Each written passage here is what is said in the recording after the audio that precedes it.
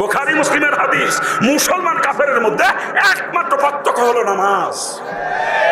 অর্থাৎ যে নামাজ পড়ে সে মুসলমান, আর যে নামাজ পড়ে সে কাফের। কে বলছে? আল্লাহর রসুল। কে বলছে? আল্লাহর রসুল। আমি বলতেছি না। এই আমার উপরে রাগ করে কোনো লাভ নাই। যদি পারো যে কইছে তার উপরে রাগ করে, আমার উপরে না।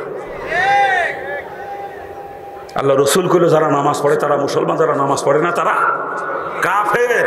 অন্য হাদিসের মধ্যে রাসূল বয়ান করেছেন নামাজ যে পড়ে না, ইসলামে তার কোনো অংশই নাই, সে ইসলাম থেকে খারিজ হয়ে যায়।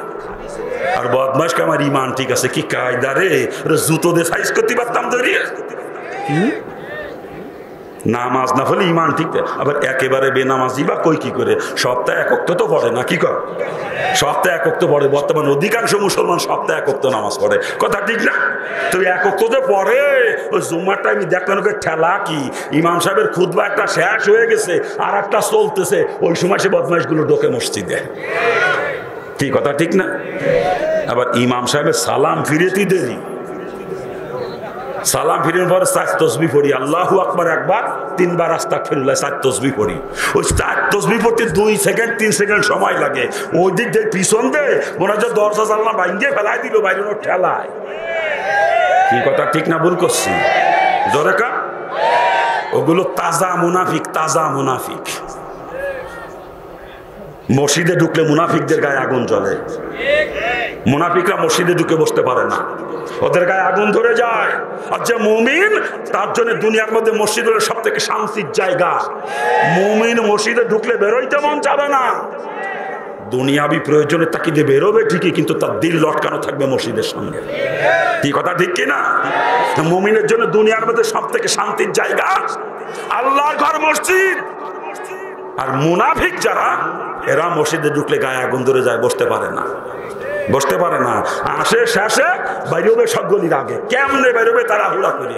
ইমাম সাহেব বয়ান করতেছে, ইমাম সাহেব বয়ান করে, ওই মুনাফিকগুলো যদি আসে মসজিদে বয়ানের মধ্যেই, খালি ঘন ঘন গড়ির দিক তাকায়। যদি দেখা যায় বয়ান করতে করতে খুদবার ওই সুন্নাতের টাইম দিতে 5 মিনিট দেরি হয়েছে, 2 মিনিট দেরি হয়েছে, সিডলে ওঠে, ইমাম সাহেব ঘড়ির দিকে তাকান, সময়ের প্রতি খেয়াল করেন।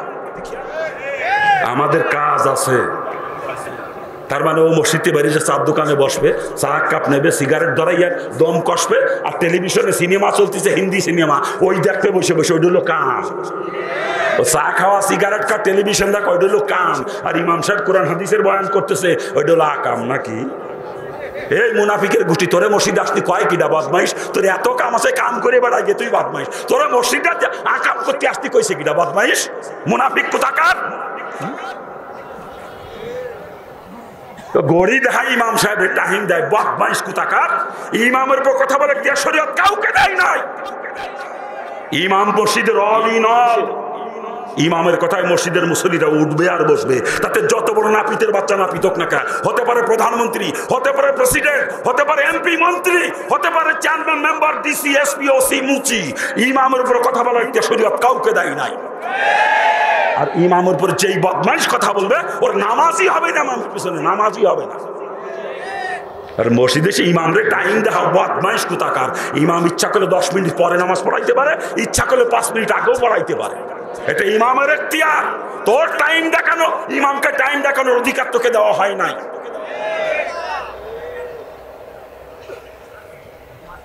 খারাপ লাগতেছে নাকি? খারাপ লাগে বাজান? মুনাফিকের গোষ্ঠী ইমামরে টাইম দেখায় মসজিদে এসে, বদমাইশ। হ্যাঁ, আল্লাহ পাক সকলকে বোঝার এবং আমলের তৌফিক দান করুন। আরে জোরে বলেন না আমিন। ইমামের সাথে গোলামের মতো আচরণ করে কমিটির লোকজন, কমিটি আলা মনে করে বেতন দিয়ে গোলাম রাখছি। বদমাইশ, তুই বেতন দিয়ে গোলাম রাখছো? এই হ্যাঁ,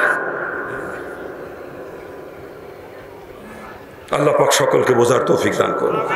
আরে জোরে কর না আমিন। আমিনও কয় না, যদি আবার কবুল হয়ে যায়। কারবার দেখছে না, কারবার দেখছে। ইমামরে বেতন দেয় 13 টাকা, 14 টাকা। কি কথা ঠিক না? কয় পয়সা বেতন দেন ইমামরে? হ্যাঁ, 3000 4000 টাকা ইমামের বেতন দেয়। 3000 টাকার ইমামের পিছনে নামাজ হয় জীবনে শুনছেন কোন জায়গায়?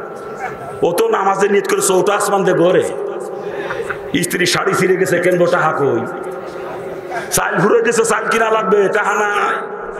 ও তো নামাজের মধ্যে ওই ওটা আসমান দিয়ে করবে, শাড়ি কিনবে, চাল কিনবে, ওর নিজেরও নামাজ হবে না, আপনারা ওর পিছনে একটা যা করে গোষ্ঠী শুদ্ধ জাহান্নামে যাবেন, গোষ্ঠী শুদ্ধ। ইমামকে এতটুকু বেতন দিতে হবে যাতে ইমামের চাল কিনা চিন্তা করা না লাগে, শাড়ি কিনা চিন্তা করা না লাগে, গেদার দুধ কিনার ধান্দা না ইমামকে, যাতে সচ্ছল ভাবে তার সংসারটা চলে, তাহলে সে নিশ্চিন্তায় নামাজ পড়াইতে পারবে। আর নয় বেতন দেবেন 3 টাকা 13 পয়সা, ও সংসার চলবে না ঠিক মতো, ও নামাজ জিনিস করে চৌটা আসমান দিয়ে করবে, বিনা অজুতেও নামাজ পড়াবে, বিনা অজুতেও। টিউশনি 4-5টা করা লাগে না তো সংসার চলে না, বেতন যা দেন তো সংসার চলে না।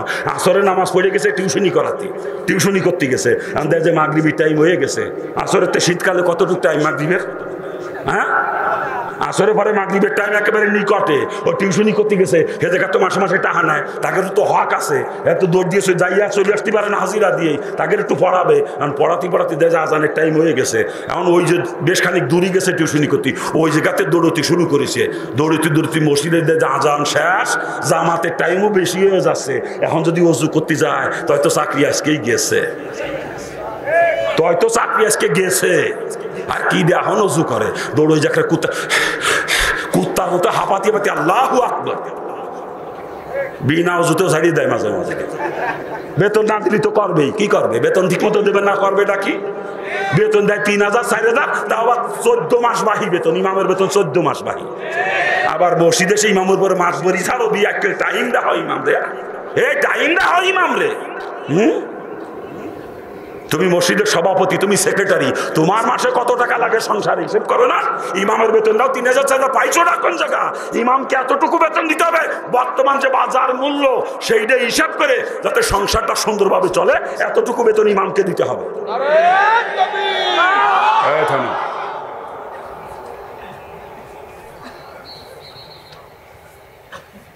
খারাপ লাগতেছে নাকি? আলোচনা করতেছিলাম, পায়খানা প্রস্রাব করতেছি কুত্তার মতো, হায়ান জানোয়ারের মতো, ঠিক কিনা জোরে বল?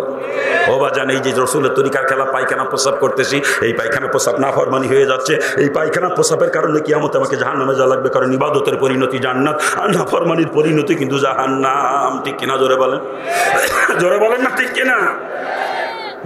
ব্যবসা করি হরিচরণের মতো, ব্যবসার মধ্যে মালের ভিতরে ভেজাল ঢুকায়, ওজনে কম বেশি করে বেচা কিনা করি, মিথ্যা কথা বলে মাল বিক্রি করি, ঠিক না? ব্যবসার মধ্যে সুন্নাত তরিকা নাই, রসুলের সুন্নাত তরিকায় ব্যবসা যদি করতে পারেন, ব্যবসা ইবাদত হবে, ওই ব্যবসার দ্বারা লক্ষ লক্ষ নেকি আমলনামা জমা হবে।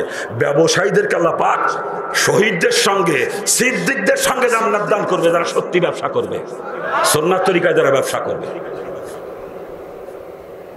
আর আমাদের ব্যবসা কি সাইজ, ওরে বাপরে বাপ, মিথ্যে কথা কয়ে মাল বিয়ে, এই সোয়েটার কিনে যে নিয়ে শীতের সময় ঢাকাতে কিনে নিয়ে আসে, সোয়েটার 300 টাকা পিস, বঙ্গবাজার অথবা কেরানীগঞ্জ কালীগঞ্জের থেকে 300 টাকা পিস কিনেছে সোয়েটার, ওই গার্মেন্টসের দোকান আছে না আজি সাহেব 300 টাকা পিস কিনেছে সোয়েটার, দোকান পর্যন্ত এসে পৌঁছাতে একটার প্রতি আর 5 টাকা খরচ গেছে, তাহলে কত হইল?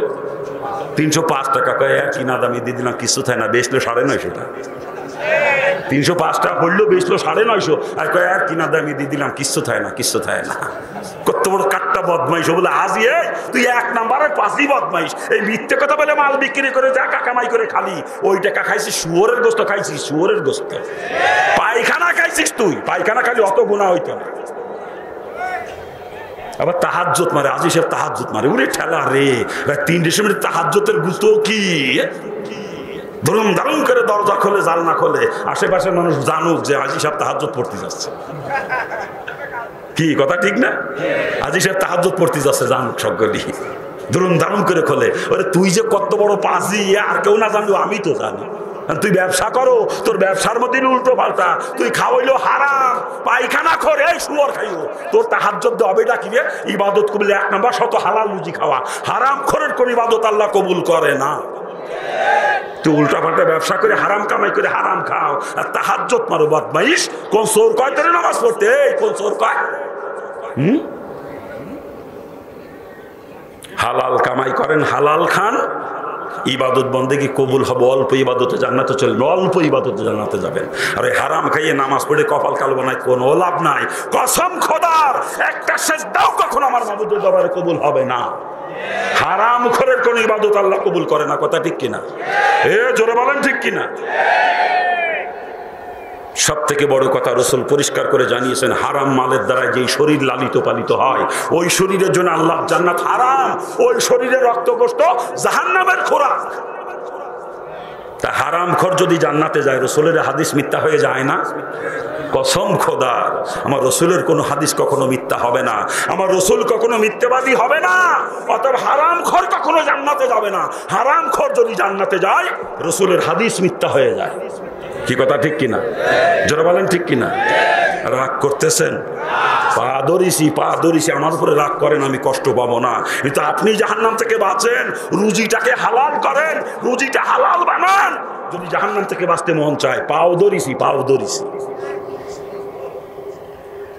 এই যে ব্যবসা বাণিজ্য করতেছি, রাসূলের তরিকার খেলা বাজানে ব্যবসা হয়ে যাচ্ছে নাফরমানি। এই ব্যবসার কারণে কিয়ামতে আমাকে জাহান্নামে যাওয়া লাগবে, কারণ ইবাদতের পরিণতি জান্নাত আর নাফরমানির পরিণতি কিন্তু জাহান্নাম। ঠিক কিনা? জোরে বলেন, জোরে কান ঠিক কিনা? খালি ব্যবসা করতে যে হারাম খাচ্ছি তা না, বদমাইশের গোষ্ঠী চাকরি করে না। চাকরি করার জন্য কিন্তু আল্লাহ পাক সৃষ্টি করে নাই, সৃষ্টি করে সিল্লা দিয়া বুঝুন একমাত্র ইবাদতের জন্য। অতএব চাকরি যদি করাই লাগে, ইবাদত বানাইয়া করা লাগবে। আর ইবাদত তখনই হবে যখন রাসূলের তরিকায় চাকরি হবে। ঠিক না? এই চাকরির মধ্যে রাসূলের তরিকা নাই। হ্যাঁ, দায়িত্ব কখনো অবহেলা করা চলবে না। চাকরি করতে যে ডিউটিতে ফাঁকি দেওয়া যাবে না। অফিসে বসে আউট ইনকামের ধান্দা করলে চলবে না। সুন্নাত তরিকায় চাকরি যদি করতে পারেন, আপনার চাকরি ইবাদত হয়ে যাবে বাজান। ওই চাকরির দ্বারা লক্ষ লক্ষ নিকামুল্লাহ জমা হবে কিয়ামতের ময়দানে। ওই চাকরি আপনাকে জান্নাতে নিয়ে পৌঁছে দেবে। চিৎকার দিয়ে বলেন সুবহানাল্লাহ। আর আমরা চাকরি করি কেমনে দেখেন? অফিস টাইম সকাল 9টা বিকেল 5টা পর্যন্ত। আমি অফিসে যাই বেলা 11টার পরে, আবার 3টের আগে আমার ডিউটি শেষ। এই যে ডিউটিতে ফাঁকি দিয়ে বেতন খাইতেছি, ও বেতন কি হালাল? শুধু তাই না, আমি বড় অফিসার তো, পরপর 3 দিন অফিসেই যাই নাই। 4 দিনের দিন যাইয়ে এক পাশে হাজিরা খাতায় সই করি, বেতন তুলে নিয়ে আসি 1 মাসের। ও বেতন কি হালাল হয়েছে?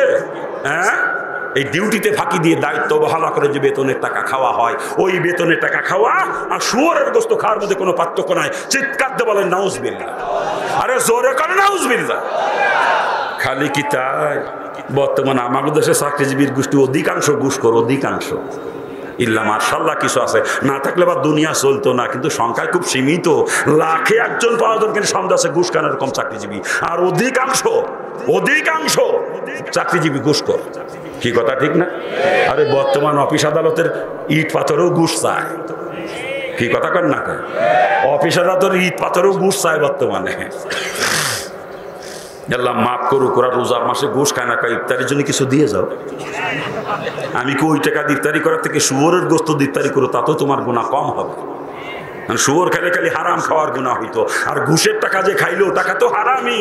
সাথে সাথে যার কাছ থেকে ঘুষ নিলে তার উপরে জুলুম করা হলো, হারামও খাইলে জালেমও হইলে। আর শুয়োর খেলে খালি হারাম খাওয়া হইতো, জালেম হইতা না। তো সরকার বেতন দেয় 30,000, 40,000, 50,000, ওতেও কলিজা বলে না। বদমাইশ পায়খানা না খালি হবে না, শুয়োর খাইও দল জম্মের খাওয়া খায় ঘুষ। হ্যাঁ, ঠেলা কি তাহাজ্জুদ পড়ে বদমাইশ, তাহাজ্জুদ পড়ে। এই সুন্নাতি দাড়ি মুখে জুব্বা গায়, ও প্যান্ট শার্ট পরে না, প্যান্ট শার্ট পরে সালোয়ার জুব্বা পরে অফিস করে, মাথায় পাগড়িও বান্ধা, বদমাইশের পাগড়িও বান্ধা। জোহরের আজান হচ্ছে, নামাজ পড়তে যাবে, প্রস্তুতি নিচ্ছে নামাজে যাওয়ার জন্যে। এমন সময় একটা লোক একটা ফাইল নিয়েছে, কয় স্যার আপনার একটা সই লাগবে স্যার, আপনার সই নাহলে আমার কাজ দেওয়া আছে না স্যার, একটা সই করে দেন। কয় টাকা দাও, টাকা ছাড়া সই হবে না।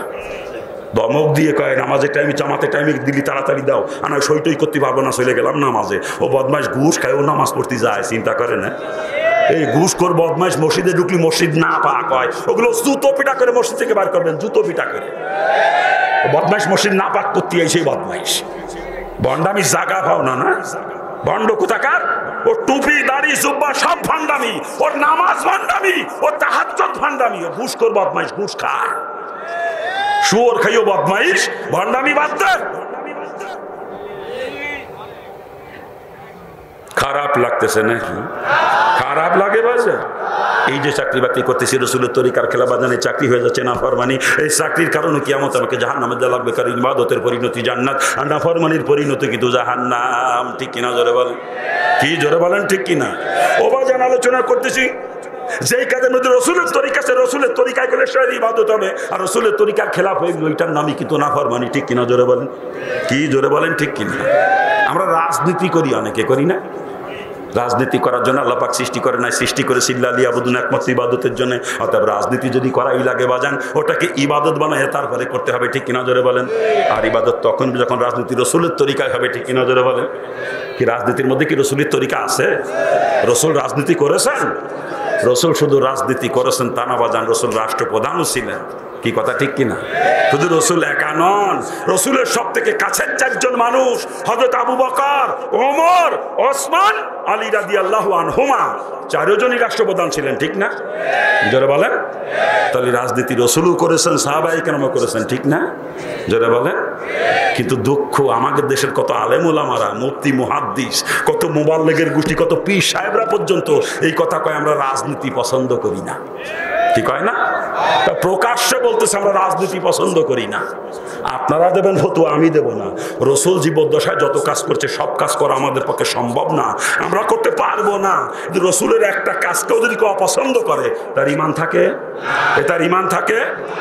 একজন মুসলমান সারা জীবন টুপি কোনোদিন মাথায় দেয় না, এই জন্যই তার ইমান চলে যাবে না। যদি বলেন টুপি পছন্দ করি না, সাথে সাথে তার ইমান চলে যাবে, সাথে সাথে। একজন মুসলমান সারা জীবন জুব্বা কোনোদিন গায়ে দেয় নাই, এই জন্য তার ইমান চলে যাবে না। যদি বললাম জুব্বা পছন্দ করি না, সাথে সাথে সে বেঈমান হয়ে যাবে, সাথে সাথে। একজন মুসলমান সারা জীবন দাড়ি কোনোদিন রাখে নাই, এতে গুনাহগার হবে, ইমান চলে যাবে না।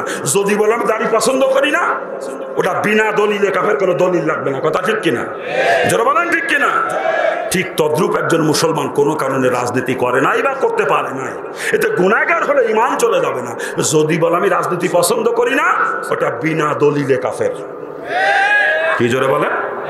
রাজনীতি রসুল করেন না, রসুল রাজনীতি করেন নাই। আর যেই কাজ রসুল করেছেন, এর আদনা একটা কাজ, রসুলের আদনা একটা কাজকে যদি কেউ পছন্দ করে, কসম খোদা সে বেঈমান, সে কাফের, সে কাফের। তাতে যদি কোনো পীর সাহেব এই কথা কয় আমি রাজনীতি পছন্দ করি না, ওটা পীর করলে গুনাহ হবে। কিন্তু ওই কাফের বদমাইশ পীর হইল কেন বুঝে দিয়ে জানা আমারে। রসুলের কাজকে যেই বদমাইশ অপছন্দ করে, ও তো কাফের। ওই বদমাইশ কি করে পীর হয় আমাকে বুঝে দিয়ে জানাসেন। সরমুনার পিসাব রাজনীতি করে তার গন্ধ হয়ে গেছে নাকি? সরমুনার পিসাব খাঁটি নায়েবে রসুল, এই জন্য সে রাজনীতি করে, বোঝেন? এই জন্য সে রাজনীতি করে। ফ্যাট ফালাফির না, ফ্যাট ফালাফির না। সে জানে রাজনীতি যদি না করতাম, কত মন্ত্রী মিনিস্টার আমার দরবারে আসতো, বিল্ডিং বরাদ্দ দিত, ইটা বরাদ্দ দিত, হেডে বরাদ্দ দিত। রাজনীতি করার কারণে এগুলোতে পাইতেছি না, এ বোঝে না। কেন করে? ইসলামী শাসন ব্যবস্থা কায়েমের চেষ্টা করা ফরজ প্রত্যেকটা মুসলমানের জন্য। ইসলামী শাসন ব্যবস্থা কায়েমের চেষ্টা করা কি ফরজ? এটা ফরজে কিফায়া না যে কিছু লোকে করলে হয়ে যাবে এরকম, এটা ফরজে আইন প্রত্যেকটা মুসলমানের জন্য। তার নিজ দেশে ইসলামী শাসন ব্যবস্থা কায়েমের চেষ্টা করা ফরজ। তাতে যে দেশে আপনি বসবাস করেন, আমেরিকা হতে পারে, অস্ট্রেলিয়া হতে পারে, চীন হতে পারে, জাপান, রাশিয়া, ফ্রান্স, যে দেশে আপনি বসবাস করেন না কেন, আপনি একা মুসলমান ওই দেশে। আর কোনো মুসলমান একাও যদি হয়ে থাকেন, আপনার মৃত্যুর আগ মুহূর্ত পর্যন্ত আপনার দেশে ইসলামী শাসন ব্যবস্থা কায়েমের চেষ্টা করে যাওয়া আপনার জন্য ফরজ। কি কথা বলেন না কেন? আর ইসলামী শাসন ব্যবস্থা কায়েমের চেষ্টা যদি ফরজ হয়ে থাকে, ইসলামী রাজনীতি করা প্রত্যেকটা মুসলমানের জন্য ফরজ। যারা ইসলামী রাজনীতি করবে না, এরা কিয়ামতের ময়দানে ফরজ তরকের গুনাহগার হিসাবে করে পয়লা কাতারে জাহান্নামে যাবে। পয়লা কাতারে ফরজ তরকের গুনাহগার হিসাবে। মানে ইসলামী শাসন ব্যবস্থা কায়েমের চেষ্টা করা ফরজ, এটা ফরজে আইন। আল্লাহ পাক সকলকে বোঝ দান করুক। আরে জোরে কর না। আমি দুঃখ লাগে পীর সাহেবরা কয় এই কথা, আমরা রাজনীতি পছন্দ করি না। ওরে ঠেলা রে, তুই বিরোধী কেন রে, কাফের বদমাইশ। হ্যাঁ, ও মুবাল্লেগ হইছে, মুবাল্লেগ। রসুলের কাজ রাজনীতি অপছন্দ করে, হে বদমাইশ মুবাল্লেগ সাজছে, মুবাল্লেগ। আল্লাহ পাক সকলকে বোঝ দান করুক। আরে জোরে কর না। আমি আমিনও কয় না, যদি কবুল হয়ে যায়। কার বাদ দেখছে না? মুসলমানের বাচ্চারা নৌকর গোলই তুইটে না আছে, দানের শীষ মাথায় করে লাফায়, লাঙ্গলের কুটে ধরে ফাল ফারে। বিয়াক্কেল ইসলাম নিয়ে একটু ফাল ফারা যায় না? হ্যাঁ, আমি হিন্দুর বাচ্চা, হিন্দু অবস্থায় ছাত্রলীগের জেলা সেক্রেটারি ছিলাম, ছাত্রলীগের। এই মাগুরা কলেজের বিপি ছিলাম আমি, মাগুরা সরকারি কলেজের। আজকে যে আওয়ামী লীগ করতাম, আজকে বড় মাপের মন্ত্রী হতাম, বড় মাপের মন্ত্রী। ওই যে সাইফুজ্জামান শেখর, ও তো আমার জুনিয়র, রাজনীতির দিক দিয়ে জুনিয়র, বয়সেও জুনিয়র, লেখাপড়াও আমার নিচেই দুই বছর নিচেই ছিল। আজকে সে কোন জায়গায় গেছে দেখেন দি। আর আমি যদি ওই দল করতাম কোন জায়গায় থাকতাম একটু চিন্তা করেন দি। কিন্তু যখন ইসলাম গ্রহণ করছে আল্লাহ পাক আমাকে বুঝ দিয়ে দিয়েছেন, মুসলমান তো কখনো কুফরি মতবাদ কায়েমের চেষ্টা করতে পারে না। কুফরি মতবাদ কায়েম ওরাই করবে যারা কাফের তারা। আচ্ছা মুসলমান সেই ইসলাম কায়েমের চেষ্টা করবে, ঠিক না? জোরে বলেন। আমি যতদিন হিন্দু ছিলাম, কাফের ছিলাম, ততদিন গণতন্ত্র কায়েমের চেষ্টা করেছি। এখন আমি মুসলমান, এখন আমার চেষ্টা হবে আল্লাহর জমিনে কেমনে আল্লাহর দ্বীন কায়েম করা যায়। গণতন্ত্র কি ইসলামী মতবাদ না কুফরি মতবাদ? গণতন্ত্রের মূল কথাই হলো জনগণ সমস্ত ক্ষমতার উৎস। By the people, for the people, of the people, এটা গণতন্ত্রের মূল থিওরি, ঠিক কিনা? আর আল্লাহর কোরআন কি কয়? ইন্নাল্লাহা আলা কুল্লি শাইইন কাদির। সমস্ত ক্ষমতার উৎস কে? কোরআন কয় সমস্ত ক্ষমতার উৎস আল্লাহ, আর গণতন্ত্র কয় সমস্ত ক্ষমতার উৎস জনগণ। যদি কেউ গণতন্ত্র বিশ্বাস করে, আল্লাহকে বাদ দিয়ে জনগণকে ক্ষমতার উৎস মনে করে, ও যে কাফের। এ ব্যাপারে আর কোনো দলিল লাগবে? আর কোনো দলিল লাগবে? আমি হিন্দুর বাচ্চা, আমি বুঝলাম, তোরা মুসলমান সন্তান, তোরা বোঝো না? হ্যাঁ, আমি দোয়া করি আল্লাহ পাক সকল মুসলমানকে সঠিক বোঝ দান করুন। আরে জোরে কান না। আমি অনেকে কয় হুজুর সরমনার পিসাব তো গণতন্ত্র করে, নির্বাচন করে, মনে করে নির্বাচন মানে গণতন্ত্র। বিয়াক্কেল রে, ও যে বোঝে না, তাও বোঝে না বদমাইশ। আরে নির্বাচন মানে গণতন্ত্র না। গণতন্ত্র একটা প্ল্যাটফর্ম। ইসলাম যেমন একটা প্ল্যাটফর্ম, গণতন্ত্র আর একটা প্ল্যাটফর্ম, সমাজতন্ত্র আর একটা প্ল্যাটফর্ম, জাতীয়তাবাদ আর একটা প্ল্যাটফর্ম, ধর্মনিরপেক্ষতাবাদ আর একটা প্ল্যাটফর্ম। আর নির্বাচন হলো আমি কোন প্ল্যাটফর্মের লোক এটা প্রমাণ করার মাধ্যম হলো নির্বাচন। আমি যদি গণতন্ত্রের পক্ষে লোক হয়, আমার ভোটটা গণতন্ত্রের পক্ষে যাবে। আর সমাজতন্ত্রের পক্ষে লোক হলে আমার ভোটটা সমাজতন্ত্রের পক্ষে যাবে। আমি যদি ধর্মনিরপেক্ষতার পক্ষে লোক, আমার ভোটটা ধর্মনিরপেক্ষতার পক্ষে যাবে। আর আমি যদি ইসলামের পক্ষের লোক হই, আমার ভোটটা ইসলামের পক্ষে যাবে, ঠিক না? নির্বাচন মানে গণতন্ত্র না। গণতন্ত্র একটা প্ল্যাটফর্ম, যেমন ইসলাম একটা প্ল্যাটফর্ম, ওরকম একটা আদর্শের নাম। ইসলাম একটা আদর্শের নাম, গণতন্ত্র একটা আদর্শের নাম, সমাজতন্ত্র একটা আদর্শের নাম। আমি কোন আদর্শের সৈনিক এটা প্রমাণ করার মাধ্যম হলো নির্বাচন।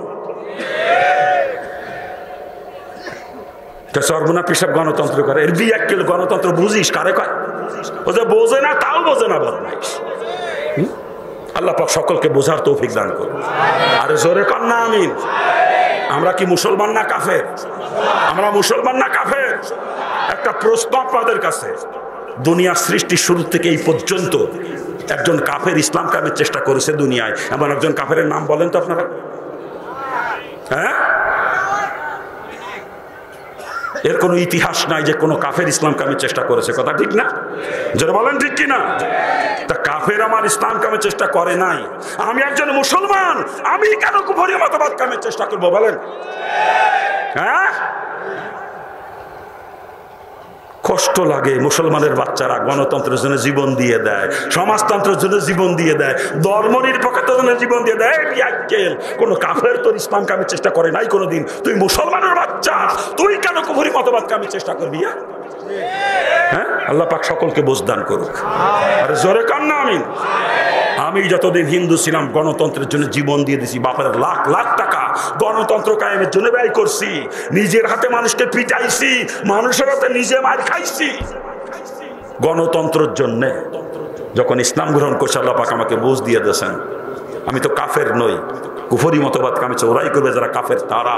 আর যে মুসলমান সে ইসলাম কামের চেষ্টা করবে। আমি যতদিন কাফের ছিলাম, হিন্দু ছিলাম, ততদিন করেছিলাম। এখন আমি একজন মুসলমান, এখন আমার চেষ্টা হবে আল্লাহর জমিনে আল্লাহর দ্বীন কেমনে কায়েম করা যায়। এই বুঝ পাওয়ার সঙ্গে সঙ্গে তওবা করে ছাত্রলীগের জেলা সেক্রেটারি দায়িত্ব ইস্তফা দিয়ে ফিরে চলে আসলাম কোরআনের ছায়ার নিচে। আমি বুঝলাম হিন্দুর ঘরে জন্ম নিয়েও কিন্তু মুসলমানের বাচ্চারা বোঝে না। ওরা এখনো গণতন্ত্র কায়েমের জন্য জীবন দিয়ে দিচ্ছে মুসলমানের বাচ্চারা। এই এই যেই নেতার আদর্শ কায়েমের চেষ্টা দুনিয়াতে করবি, ওই নেতার পিছনে তোর কাতার হবে কিয়ামতের দিন। গণতন্ত্র কার আদর্শ? আব্রাহাম লিঙ্কনের আদর্শ, যারা গণতন্ত্র কামের চেষ্টা করবি আব্রাহাম লিঙ্কনের পিছনে কাতার হবে কিয়ামতের দিন তোর। যারা সমাজতন্ত্র কামের চেষ্টা করবি লেনিন, কার্ল মার্কস, মাও সেতুং, এদের পিছনে তোর কাতার হবে কিয়ামতের দিন। যারা জাতীয়তাবাদ কামের চেষ্টা করবি মহাত্মা গান্ধীর পিছনে কাতার হবে তোর কিয়ামতের দিন। যারা ধর্মনিরপেক্ষতা কামের চেষ্টা করবি জওহরলাল নেহরুর পিছনে কাতার হবে তোর কিয়ামতের দিন। আর যারা ইসলাম কামের চেষ্টা করবি আমার রসুলের পিছনে কাতার হবে তার কিয়ামতের দিন। কোন নেতার আদর্শ কামের চেষ্টা করবে নিজে চিন্তা ভাবনা কর। কোন নেতার পিছনে উঠতে চাস তুই কিয়ামতে নিজে চিন্তা ভাবনা কর। যেই নেতার পিছনে উঠবি ওই নেতা যে জায়গা যাবে তোর জায়গা সেই জায়গা হবে। নেতা জান্নাতে গেলে তুই জান্নাতি, আর নেতা জাহান্নামে গেলে তুইও জাহান্নামী। হিসাব কিতাব করে দল করা লাগবে, হিসাব কিতাব করে। এই দল, এই যে নেতা আদর্শ, যেই আদর্শ সমর্থন করবেন এই আদর্শের কারণে কেউ জান্নাতি হবে, আদর্শের কারণে কেউ জাহান্নামী হয়ে যাবে। হ্যাঁ, সারা জীবন গণতন্ত্র কায়েমের চেষ্টা করেছে, মরিয়ে গেছে, মরার পরে লাশটা কবরে তো সময় হুজুরা বুকিয়ার দিয়ে দোয়া পড়ে বিসমিল্লাহি ওয়া আলা মিল্লাতি রাসূলিল্লাহ। আপনাদের দেশে পড়ে নাকি? এই যে হুজুরি গোষ্ঠী মিথ্যে দোয়া পড়ে, এই হুজুরের গোষ্ঠীরও সাইজ করবে কিয়ামতের দিন আল্লাহ। লাশের বুকে আর দেও মিথ্যে কথা কইলে বদমাইশ। ও সারা জীবন আব্রাহাম লিঙ্কনের আদর্শ বাস্তবায়নের চেষ্টা করছে, লেনিন, কার্ল মার্কস, মাও সেতুংয়ের আদর্শ বাস্তবায়নের চেষ্টা করছে, আর ওর লাশটা কবরে থুইয়ে তুই রসুলের কান্দে উঠে দাও। রসুলি তো খাইয়ে কাম নাই, মরা লাশটাই নিয়ে বেড়াবে নাকি? ও জীবিত অবস্থায় একদিন রসুলের আদর্শের জন্য চেষ্টা করে নাই, রসুলের আদর্শ কায়েমের। এখন মরিয়ে গেছে, ওর লাশটা রসুলি কান্দে উঠে দাও। ওদের লাশ কবরে রেখে দোয়া পড়া হারাম। ওদের লাশ কবরে রেখে দোয়া পড়তে হবে যারা গণতন্ত্র কায়েমের চেষ্টা করে। ওদের লাশ কবরে রেখে দোয়া পড়বেন বুকিয়া দিয়ে বিসমিল্লাহি ওয়া আলা মিল্লাতি আব্রাহাম লিঙ্কন। যারা সমাজতন্ত্র কামের রাজনীতি করে ওদের লাশ কবরে রেখে বুকে একদিন দোয়া পড়বেন বিসমিল্লাহি ওয়া মিল্লাতি লেনিন, কার্ল মার্কস, মাও সেতুং। আর যারা ইসলাম কামের রাজনীতি করে এদের লাশটা কবরে রেখে দোয়া পড়বেন বুকে একদিন বিসমিল্লাহি ওয়া মিল্লাতি রাসূলিল্লাহ। সারা জীবন যে রসুলের দল করছে তার লাশটা রসুলের কান্দে উঠে দেবেন, রসুল টানবে। আর সারা জীবন করছে আব্রাহাম লিঙ্কনের দল, এই মাও সেতুংয়ের দল, ওর লাশটা রসুলের পিঠে উঠে দেবে। এটা রসুলের উপরে জুলুম করলি তুই বদমাইশ। যেই হুজুর এই মিথ্যে দোয়া পড়লি তোরেও সাইজ করবে কিয়ামতের দিন। তুই হুজুর মিথ্যে দোয়া পড়ো, মিথ্যুক।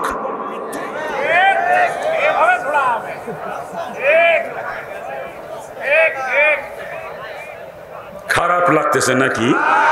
খারাপ লাগে বাজান? আইনুদ্দিন আল আজাদ রহমতুল্লাহ স্বপ্নই ছিল ইসলাম কায়েম করা। কি বলেন?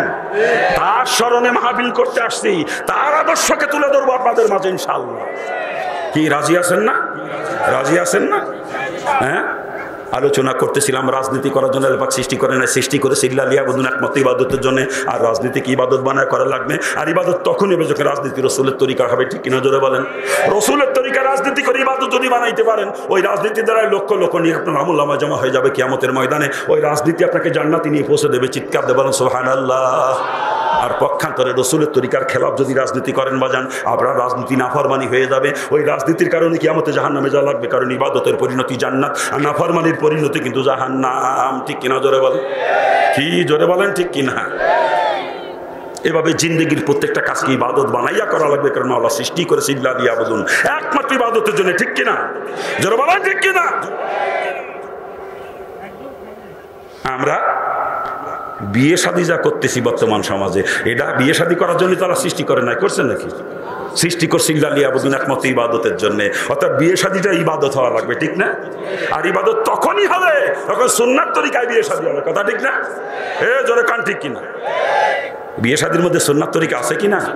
রসুল বিয়ে শাদী করছেন কি করেন না? একটা দুইটা না, কোন রেওয়ায়তে 14টা পর্যন্ত আসছে রসুল বিয়ে করছেন। কোন রেওয়ায়তে 14টা পর্যন্ত। কি কথা ঠিক না? হ্যাঁ, তবে 9টার রেওয়ায়তটা বেশি প্রসিদ্ধ, কিন্তু 14টা পর্যন্ত রেওয়ায়ত আসছে রসুল বিয়ে করেছেন। কিন্তু বলার সময় নাই ওগুলা। আসেন তাহলে বিয়ে শাদীর মধ্যে রসুলের তরিকা আছে না? রসুলের তরিকায় বিয়ে শাদী যদি করতে পারেন বা আপনার বিয়ে করাটা ইবাদত হয়ে যাবে। ওই বিয়ে করার দ্বারা আপনার আমল নামায় লক্ষ লক্ষ নেকি জমা হয়ে যাবে কিয়ামতের ময়দানে। ওই বিয়ে শাদীর কারণে আপনার বেহেশতের রাস্তা খোলা হয়ে যাবে। চিৎকার দিয়ে বলেন সুবহানাল্লাহ। আর আমরা বিয়ে শাদী করি কেমনে দেখেন? উরে বাপরে বাপ, বিয়ের কি সাইজ বর্তমান মুসলমান দেখি আমার কলজেটা ফাইটে খান খান হয়ে যায়। আপনাদেরকে মুসলমানের বাপ তো ঘৃণা লাগে আমার। আপনারা যা করেন এগুলো তো মুসলমানের কাজ না, মুসলমান তো এগুলো করতে পারে না। কথা ঠিক কিনা? জোরে কান ঠিক কিনা? আচ্ছা আপনারা বলেন, সুন্নাত তরিকার খেলাফ কোন আমল আল্লাহ কবুল করে? নামাজ পড়ছে সুন্নাত তরিকার খেলাফ, নামাজ হবে? রোজা রেখেছে সুন্নাত তরিকার রোজা হবে, তদ্রূপ বিয়ে করেছেন সুন্নাত তরিকার খেলাফ, কসম খোদার আপনার বিয়ে হয় নাই। যে বিয়ে আল্লাহ কবুল করে নাই ও বিয়ে কোনো বিয়েই না। ওই যে স্বামী স্ত্রী নামে সারা জীবন মিলামিশা করতেছেন, অবৈধ মিলামিশা, জিনা। জিনা আর জিনার মাধ্যমে সন্তান জন্ম নেয়, এটা কি হয়? কি হয়? আরে বাংলায় কন যাইরিও, যাইরিও বাংলায় কন, লজ্জা লাগে কইতে। জন্ম দিচ্ছেন যাইরিও, আর কতি লজ্জা লাগে? আপনার বিয়ে তো সুন্নাত তরিকায় হয় নাই। আপনি সন্তান যে করা জন্ম দিয়েছেন, যাইরিও জন্ম দিয়েছেন, যাইরিও। আপনার বিয়ে সুন্নাত তরিকায় হয় না। সুন্নাত তরিকার খেলাফ কোনো আমলই আল্লাহ কবুল করে না। আপনার বিয়ে আল্লাহ কবুল করে নাই। আপনার ঘরে সন্তান যে কয়টা জন্ম হয়েছে সব কয়টা যাওয়া হয়েছে, সব কয়টা যাওয়া। আজকের মুসলিম সমাজে যার সন্তানে ভরপুর। এই জন্য তো মুসলিম সমাজের বর্তমান অবস্থায় এই ঠেলা, মাদকের ঠেলায় আজকে বাঁচতেছে না মুসলিম সমাজ। বাবা খায় বদমাইশ করে, বাবা খায়, বাবা গাঞ্জা খায়, ওরে বদমাইশের জুতো দিয়ে ভিটিতে পারতাম। হ্যাঁ, কোন মুসলমানের বৈধ সন্তান কখনো মাদক আসক্ত হয় না। যত মাদক সেবী এগুলো মুসলমানের ঘরে যাওরা, মুসলমানের ঘরে যারো সন্তান। কারণ বাপ মার বিয়ে সুন্নাত তরিকায় হয় নাই, ওই যারো সন্তানের জন্য মাদক আসক্ত হয়েছে। ওই মুসলমানের ঘরের বৈধ সন্তান কখনো জুয়া খেলতে যায় না। যেগুলো জুয়া খেলে ওগুলো সব মুসলমানের ঘরের যারো সন্তান, ওর বাপ মার বিয়ে সুন্নাত তরিকায় হয় নাই। কি কথা কন না কে? জোরে কন। হ্যাঁ, এই মুসলমানের ঘরে যার সন্তানরা মা বাপের খেদমত জীবনেও করে না, মা বাপের নাফরমানি করবে সারা জীবন। ওই দেখেন না, স্ত্রীর কথা মতো বাপরে গাড় ধাক্কাতে বাড়তে বার করে দেয় ছেলেতে, স্ত্রীর কথা মতো মারে জুতো দূরে ফিটে, ঠিক না? এমনি এমনি তো না। আর মুরব্বীরা সেখানে আমাকে কাছে গুজুর গুজুর করে, কান দিয়ে ঘুরে চোখ দিয়ে টপ টপ করে, হুজুর একটাই ছেলে, হুজুর একটাই ছেলে, হুজুর বাদ দেয় না। হুজুর এই ওয়াজ একটু করবেন যাতে মা বাপের কথা শুনে মা বাপের খেদমত করে, হুজুর এই ওয়াজ একটু করবেন। হুজুর একটা ছেলে, জমি জায়গা সব বেচে পাঠাইছিলাম বিদেশ সিঙ্গাপুর, ওই সিঙ্গাপুর যাইয়ে যত টাকা কামাই করছে সারে না পয়সা আমার দেয় নাই হুজুর, সব স্ত্রীর নামে পাঠাইছে, স্ত্রীর নামে। হুজুর এই ওয়াজ একটু করবেন যাতে মা বাপের খেদমত করে, হুজুর এই ওয়াজ একটু করবেন। আমি কই তোর বিয়ে কি সুন্নাত তরিকায় হয়েছে? তুই জন্ম দিয়েছো যাওরা, ও যাওরা তো জীবনেও কথা শুনবে না। যার সন্তান কখনো মা বাপের খেদমত করে না, যার সন্তানরা মা বাপের ইজ্জত দেয় না। আর মুসলমানের বৈধ সন্তান কখনো মা বাপের সঙ্গে নাফরমানি করতে পারে না। তোর বিয়েই হয় নাই, বিয়ের কি সাইজ তোর? তুই দুলোবাই নিয়ে মাইয়ে দেখছো, বন্ধু বান্ধব নিয়ে মাইয়ে দেখছো, বদমাইশ। হ্যাঁ, বন্ধু বান্ধব দুলোবাই নিয়ে মাইয়ে দেখে বিয়ে কেলের দা। অথচ যেই ছেলে বিয়ে করবে, ছেলের বাপও বিয়ে হওয়ার আগ পর্যন্ত মেয়েটা চেহারা দেখতে পারবে না। হারাম, একেবারে হারাম হবে। তবে ছেলের বাপের দায়িত্ব আছে, মেয়ের খোঁজ খবর নিবে, মেয়ের বংশ কেমন, পিতৃকুল কেমন, মাতৃকুল কেমন, দিনদারি আছে কিনা, পর্দা পশিদা মানে কিনা, মেয়ের স্বভাব চরিত্র কেমন, এগুলো খোঁজ নিবে ছেলের বাপ। খোঁজ নিয়ে যদি বোঝে মেয়েটা উপযুক্ত বেটার উপরে না যায়, তখন ছেলেকে পাঠাবে মেয়ে দেখতে। ছেলে দেখবে মেয়েকে, মেয়ে দেখবে ছেলেকে। কারণ যাকে নিয়ে সারা জীবন সংসার করা লাগবে, শরীয়ত তাকে পছন্দ করে এখতিয়ার দিয়েছে পছন্দ করার। এই জন্য ছেলে মেয়ে উভয় উভয়কে দেখবে। আর ছেলের তরফ থেকে ছেলের মাহারাম মহিলারা মেয়েটাকে দেখতে পারবে, মেয়ের তরফ থেকে মেয়ের মাহারাম পুরুষরা ছেলেটাকে দেখতে পারবে। এইভাবে বিয়ে শাদী হয়ে যাওয়ার পরে শ্বশুরের জন্য বেটার বউ দেখা তার কোনো নিষেধ নাই। বরং বেটার বউ শ্বশুরের শুধুমাত্র শারীরিক খেদমত, যেটা গাও টিপা পাও টিপা, এই শারীরিক খেদমত বাদ দিয়ে আর যত খেদমত আছে সব বেটার বউ করতে পারবে। কিন্তু ছেলের সঙ্গে বিয়ে হওয়ার আগ পর্যন্ত ছেলের বাপের জন্য মেয়েটার চেহারা দেখা হারাম, কবিরা গুনাহ। যেখানে ছেলের বাপের জন্য মেয়ে দেখা হারাম, সে দেখা বন্ধু বান্ধব দুলোবাই নিয়ে মায়ে পছন্দ করে বিয়ে করে, বদমাইশ কোথাকার। দেহেই বলি হারি, হ্যাঁ, ও তবলিগি চিল্লা মারে, বছরে বছরে চিল্লা মারে, বদমাইশ। এই বদমাইশ ছেলের জন্য মাই দেখতে যায়। ও চরমনার মুরিদ, নামাজ পড়ে না অক্ত প্রতিদিন, এশরাক সাস তাওয়াবিন তাহাজ্জুদ কোনোটা বাদ দেয় না। এই বদমাইশ ছেলের জন্য মাই দেখতে যায়। ওগুলো জুতোতে ফিটে দিবারতাম ধরে। খালি কি তাই টাইটেল পাস মাওলানা, এই বদমাইশ ছেলের জন্য মাই দেখতে। ও বলে আলেম, ওর আলেম করলে ঘিন্না লাগে আমার। এই আলেম নামের কলঙ্ক, বদমাইশ। এই তুই মাসলা জানো না? তুই একজন আলেম, তুই জানো না মাসলা? ছেলের সঙ্গে বিয়ে হওয়ার আগ পর্যন্ত ওই মেয়েকে বিয়ে করা নিজের জন্য যায়। এই মাসলা যদি না জানবি, কি খাইয়ে আলেম হয়েছিস? বদমাইশ, গুড়ার ঘাস, গুড়ার ঘাস খাইয়ে আলেম হয়েছিস। এই তুই আলেম হয়ে ছেলের জন্য মায়ের দেখতে, তোর জুতোতে ফিটে তো দুঃখ সারে না বদমাইশ। হ্যাঁ,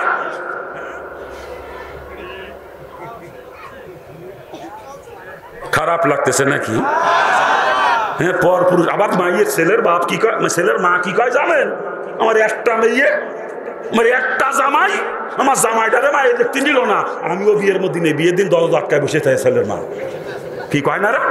আমার একটা জামাই, ও কত বড় শয়তানি মহিলা, ওই বদমাইশ মহিলা তাজা শয়তানি, তাজা শয়তানি। এ শয়তানি, তোর ছেলের বউরে তোর মেয়ের জামাই দেখবে কি জানি বদমাইশ? হ্যাঁ, তোর ছেলের বউ তোর মেয়ের জামাই দেখবে কি জানি? তোর জামাইরে মায়ে দেখতে নি, তুই বিয়ে দিবি, বিয়ের মধ্যে থাকবি নে, দরজা আটকাও শয়তানি কোথাকার, তুই কচু গাছে গলার দৌড় দিয়ে মার শয়তানি।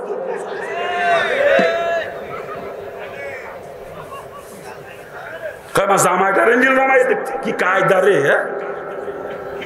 এইভাবে পর পুরুষ নিয়ে মেয়ে দেখে বিয়ে করে, আবার ছেলে মেয়ে কথা শোনে না, কায়দা দেখছেন? আরে ওই ঘরে ছেলে জন্ম নিলি বাইজিদ বুস্তামি হবে না, যে পানির গিলাস হাতে করে সারা রাত মার মাথার কাছে দাঁড়ায় দাঁড়ায় কাটাবে। ওই ঘরে যেটা জন্ম নিলে বোর্ড হবে খুলনার এরশাদ শিকদার। কি কথা কান না কে? হ্যাঁ, আবার যৌতুক ছাড়া তো বর্তমানে বিয়েই হয় না, যৌতুক ছাড়া। আপনার এলাকায় ভালো আছে, যৌতুক নেই না, আমার এলাকায় নেই।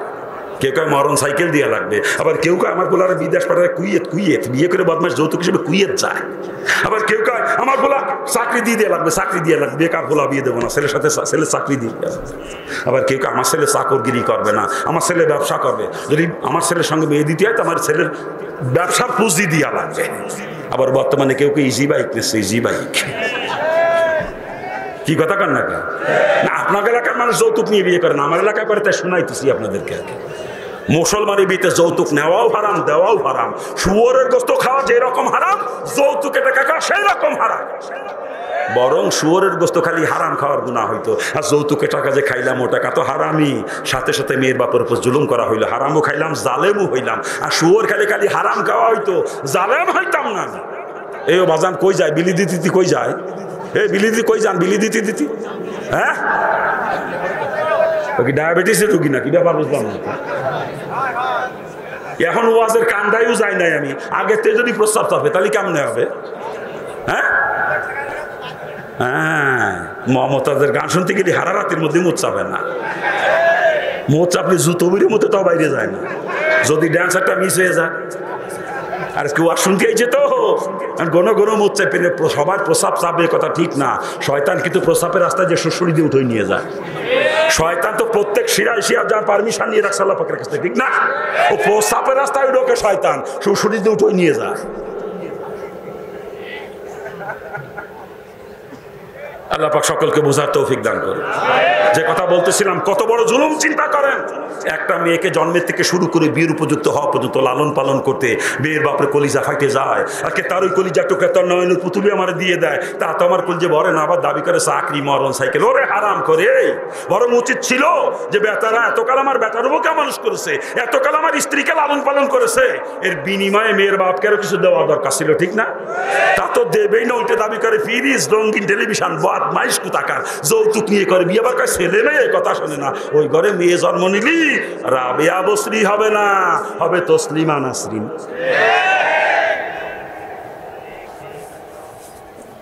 বিয়ের কি সাইজ, আবার ছেলে মেয়ে, কথা শোনে, কি কায়দা রে। আবার আমার এলাকায় দেখছি বর্তমান মুসলমানের বিয়েতে গায়ে হলুদও দেয়। আপনার এলাকায় দেয় না? এই এলাকায় দেয়? এই মালানা এলাকায় গায়ে হলুদ দেয়? হ্যাঁ, এ মুসলমানের বিয়েতে গায়ে হলুদ দেওয়া হারাম, হারাম, হারাম। যদি কোনো আলেম জায়েজ প্রমাণ করতে পারে, ওই আলেমের কান ধরে নিয়ে আসেন আমার কাছে, কান ধরিয়ে।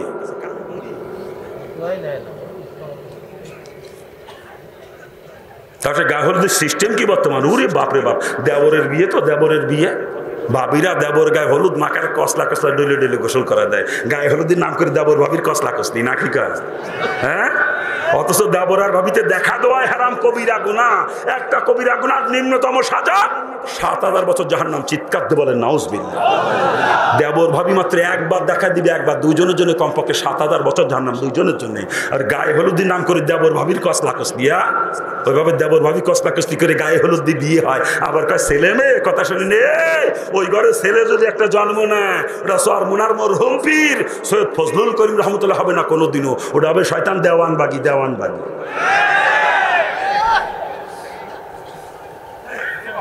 কি কথা কন না কে? হ্যাঁ, আপনারা মুসলমান না? আমি হিন্দুর বাচ্চা, জন্মের পর থেকে দেখলাম আমার আত্মীয় স্বজনরা এগুলো করে। জন্মের পর থেকে দেখতাম, কিন্তু এখন মুসলমানের দেখতেছি আপনারা মুসলমানরা ওই হিন্দুদেরকে ছেড়ে এক ধাপ নিচে নেমে গেছেন। আপনাদেরকে মুসলমান ভাব তো ঘৃণা লাগে আমার, কি আর মুসলমান? ইসলাম তো আপনাদের মধ্যে নাই, খালি গরু খাইয়ে আর সেলুর মাথা কেটে মুসলমান দাবি করেন, ইসলাম আপনাদের মধ্যে নাই। মানে এগুলো মুসলমানের কাজ না, মুসলমানে সব করে না।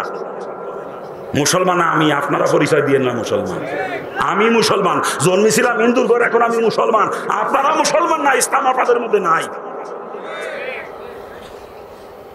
খারাপ লাগে নাকি? খারাপ লাগে বাজান। খালি কোন ছেলে মেয়ে কথা শোনে না, কেন শোনে না? চিন্তা ভাবনা করেন, আপনার বিয়েই হয় নাই, আপনি জন্ম দিয়েছেন যাইরিও যাইরিও, ও যাইরিও জীবনেও কথা শুনবে না, জীবনেও না। আবার মুসলমানের বিয়েতে মহিলা বরযাত্রী যায়, আমার এলাকায় দেখছি। এই এলাকায় ভালো আছে, মহিলারা বরযাত্রী যায় না। কি করেন, এদের এলাকায় যায়, এই এলাকায় যায়। হ্যাঁ কয় কি এই এলাকায় মহিলারা বরযাত্রী যায়? কার বাদ দেখছে না?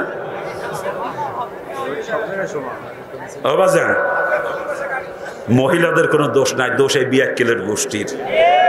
আমার স্ত্রী তো জীবনে কোনো বিয়েতে বরযাত্রী কেন? আপনার স্ত্রী যায় কে? আপনি পাঠান তাই যা। আমার স্ত্রীকে, আমার মেয়েকে যদি আমি যাইতে না দিই বরযাত্রী বিয়েতে, যাওয়ার ক্ষমতা আছে? দোষ মহিলাদের দোষ এইগুলো, এইগুলো জুতোতে সাইজ করতে পারতাম। বদমাইশ যুবতী বউডারে, যুবতী মেয়ে ডারে কে নর্গুত কাজনী বিয়েতে বরযাত্রী পাঠায়। এই কোনো মহিলা বুকিয়ার দিয়ে কথা বলতে পারবে না আমি বিয়ের বরযাত্রী গেছি, অথচ পর পুরুষের ঘষা খাই নাই। এ কোনো মহিলা বলতে পারে? চ্যালেঞ্জ, এটা আমার চ্যালেঞ্জ। তো পরপুরুষের ঘষা খাওয়ার জন্য বউরে আর মায়ের বিয়েতে বরযাত্রী পাঠাও? বিয়ে লজ্জা করে না? মুসলমান পরিচয় দাও। কোনো মুসলমানের বাড়ির মেয়ে ছেলেরা কখনো বিয়েতে বরযাত্রী যায় না। আর যে বাড়ির মহিলারা বিয়েতে বরযাত্রী যায়, ওরে মুসলমান করলে গুনাহ হবে। হতে পারে তবলিগের মোবাইলে, হতে পারে সরমুনার বিরিদ, হতে পারে হাজী সাহেব, ওই বদমাইশ মুসলমান না। ও যদি মুসলমানই হইতো, ওর বাড়ির মেয়ে ছেলেরা জীবনে কোনো বিয়েতে বরযাত্রী যাইতো না। এভাবে মহিলা বরযাত্রী নিয়ে বিয়ে করে, আবার ছেলে মেয়ে কথা নেই। ওই ঘরে ছেলে যদি একটা জন্ম নেয়, ওটা নানুপুরের মরহুম সুলতান আহমদ নানুপুরি রহমতুল্লাহ হবে না কোনোদিনও, ওটা হবে মাইজভান্ডারি, মাইজভান্ডারি। খারাপ লাগে নাকি? খারাপ লাগে বাজান। আরো আছে, বলবো না বাদ দেবো? বলবো না বাদ দেবো?